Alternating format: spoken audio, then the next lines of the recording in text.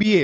বাংলাদেশের প্রেক্ষাপটে আমাদের মেয়েদের স্বপ্ন হচ্ছে আমি বিয়ে করব, বরের সাথে বসবো পাশে, আমার গায়ে একটা সুন্দর বেনারসি শাড়ি থাকবে, আমাকে দেখতে সুন্দর লাগতে হবে। সুন্দরের সংজ্ঞা কি? আমার পেট দেখা যাবে, পিঠ দেখা যাবে, স্কিন তো দেখা যাবেই, হাত পা তো অবভিয়াসলি দেখা যাবে, এবং চুল তো দেখা যাবেই। একটা স্টেজে সবার সামনে পুতুলের মতো বসে থাকে, আর তার পাশে একটা গাধা আর একটা গরু বসে থাকে। নন মাহারামরা দেখে, সাথে মাহারামরাও দেখে। আর পাশে যে গাধাটা বসে আছে, যে গরুটা বসে আছে, ওই গরুর ফ্রেন্ড, এলাকার ছোট ভাই, এলাকার বড় ভাই, তারাও দেখতেছে এই মেয়েটাকে। তো এই মেয়েটার তো কোনো হেলদোল নাই, পর্দার তো কোনো জ্ঞান নাই। আর পাশে যে গাধাটা বসে আছে, ওটা তো প্রাউড ফিল করতেছে, মনে মনে হাসতেছে, মানে প্রাউড ফিল করতেছে, ও একটা জিতছি, আমি বিয়ে করছি, ও দেখ দোস্ত কত সুন্দর তোর ভাবি, আরে দেখ না দোস্ত, আরে কি মানে বউরে সবার সামনে দেখায় সে খুব প্রাউড ফিল করতেছে। আরে গাধা, কেন গাধা বলতেছে এটা পরে বলতেছি। আসলে যখন তোমার বউকে দেখে বলতেছে মামা তুই জিতছস, তার মানে সে তোমার বউয়ের চুল থেকে পায়ের নখ পর্যন্ত সে ভালোভাবে অবজার্ভ করছে। তুমি কল্পনা করো, তোমার বউকে তুমি সুন্দরভাবে প্যাকেট করে বোরকা পরে তুমি বিয়ের সেরে নিয়ে আসছো, তাহলে কি তোমার কোনো ফ্রেন্ড বলবে যে মামা সেই একটা বিয়ে করছস? কারণ সে তো দেখতে পাচ্ছে না। এখন তুমি কল্পনা করো তোমার বউকে তুমি সেটা আনোই নাই,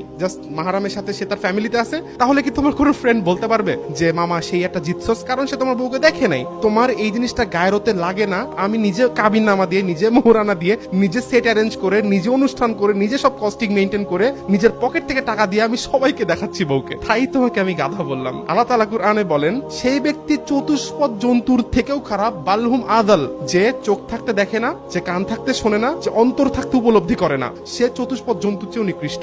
যে তার ওয়াইফের দায়িত্ব পালন করতে অপারক, দায়িত্ব বলতে কি শুধু ভাত খাওয়ানো না, শুধু নিয়ে হানিমুনে যাওয়া না, শুধু নিয়ে ট্রিপে যাওয়া না, শুধু তাকে খাওয়ানো না। দায়িত্ববোধ কাকে বলে? তোমার বউকে তুমি পর্দার আড়ালে রাখবা, তোমার বউকে তুমি ঢেকে রাখবা, তোমার বউকে তুমি সবার চোখ থেকে আড়ালে রাখবা। This is the main responsibility of A husband. তাকে বলা হয় দায়ুস, যে তার বউয়ের পর্দা মেনটেন করতে অপারক, যে তার বউয়ের হায়া মেনটেন করতে অপারক, সে ব্যক্তি হচ্ছে দায়ুস। আর দায়ুস কখনো জান্নাতে যাবে না, লা ইয়াদখুলুল জান্নাহ। তাহলে তুমি জাহান্নামী হচ্ছ, এট দ্য সেম টাইম তুমি হচ্ছে গরু, ছাগল, কুকুর, বিড়াল। That's it. Keep supporting. This is me Rifat Ratul. আসসালামু আলাইকুম ওয়া রাহমাতুল্লাহি ওয়া বারাকাতুহু।